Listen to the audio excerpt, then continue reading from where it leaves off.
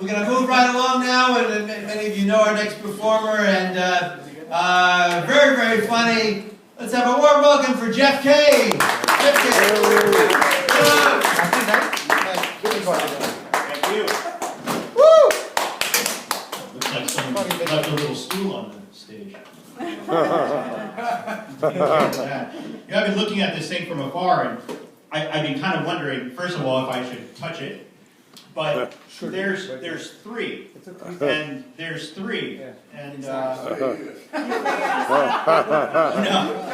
I'm sorry, but now I'm intrigued. Anyway, we did tell the dog today that she was adopted, and so that's a very difficult conversation to have.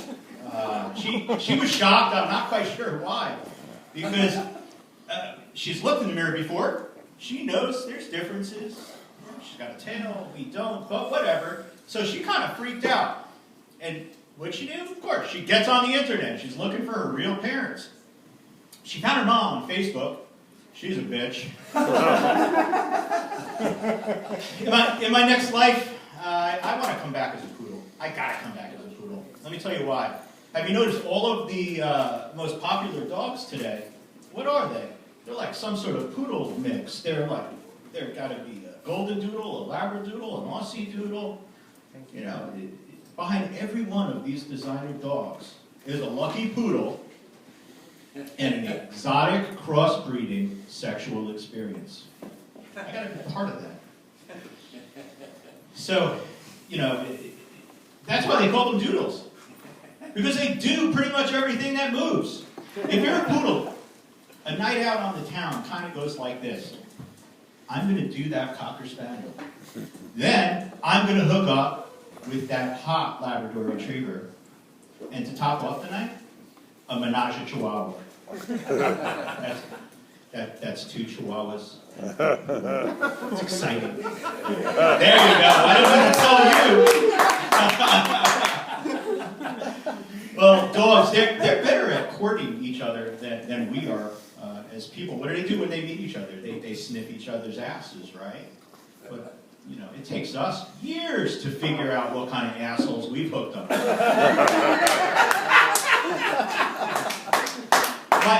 My wife, she thinks I pay more attention to the dog than to her. And she's absolutely right. When I come home, the dog jumps on me, licks me all over, rolls over, spreads her legs. That's hard to compete with. So, yeah, anyone ever smell a dead skunk? The other day we were driving on the road, and my kids were like, "Oh, skunk," and I'm like, "Ah, weed." Yeah. Right, but not just any kind of weed. Like it smelled like really awesome shit. It was awesome. And so, you know, the smells can get confusing. They're so identical. Especially to kids, it gets confusing. So my kids, they think I got a pet skunk at home. And it lives in my room, and it only comes out late at night after they've gone to sleep. Sometimes I put a towel under the door so it won't escape. Yeah, so I try to watch myself. I've been watching my weight lately, and been trying to keep in shape. My particular shape is pear, as you can see. But you know, I don't need a perfect body. All I really need is a hamburger that looks just like it does on the TV commercial. They're very hard to find, and I'm not that picky. But I've been buying those 100-calorie packs of cookies. And really, why is that so funny? Yeah, well, you know, I gotta watch my calorie intake. You know, now I'm fully aware that I eat about 1,000 calories of cookies in a sitting. Stand back, there you go. Very good math. If you burn 10 calories opening each package, so it's really 90 calories. Yeah. Anyone working out? No, just me. Well, you know, I used to work at a gym, in the marketing department. But, you know, exercise with me, we just don't get along. You know, I think I'm allergic, actually.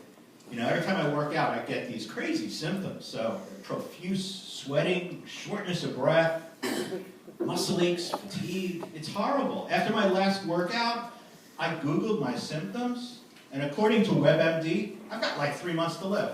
Bad idea. Don't ever go do that. So, you know, you come up here prepared, and then you get a whole room full of 6 people. And you just can't remember any of it. Which brings me to this whole idea of the fact that I'm getting old, and there are 3 key signs of getting old. Memory loss, and 2 other things. I can't remember what they are. You know, but what I can tell you is that I've been targeted lately by a lot of ads for people trying to sell me pills that will give me an erection for up to 4 hours. 4 hours! It's entirely too long, except maybe for you. Give me that look like, you can't last 4 hours? I go 12. I got a toy with me. You're scaring me. 4 hours. When do you take a pill like that? I don't know. Morning sex? I take a pill in the morning. I've got a hard-on clear through lunch. That makes for some really awkward morning meetings. Yes. I'm excited to meet you too. Clearly. At night? I can't take a pill like that at night. I like to sleep on my stomach. One of those pills is called Cialis. Who is that, Alice? And what is she going to do when I see her to give me such a robust erection? I want to know. Judging by this room, I don't think she's here. But you gotta love a drug that's named after a hooker. I have this new healthcare plan. It's Obamacare. It sucks. So you're a project manager at a big company. You probably don't have that.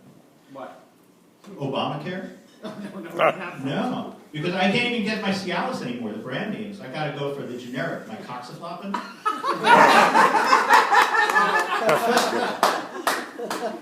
So, you know, if you're not into drugs, I'm not sure why you wouldn't be, but if you're not, you can accomplish similar results naturally, just by eating certain types of foods, aphrodisiacs, you know, like oysters, chocolate, you know, so much so that they actually have a name for it, aphrodisiacs. They don't have a name for those foods that you eat and get completely turned off to sex, you know, like wedding cake.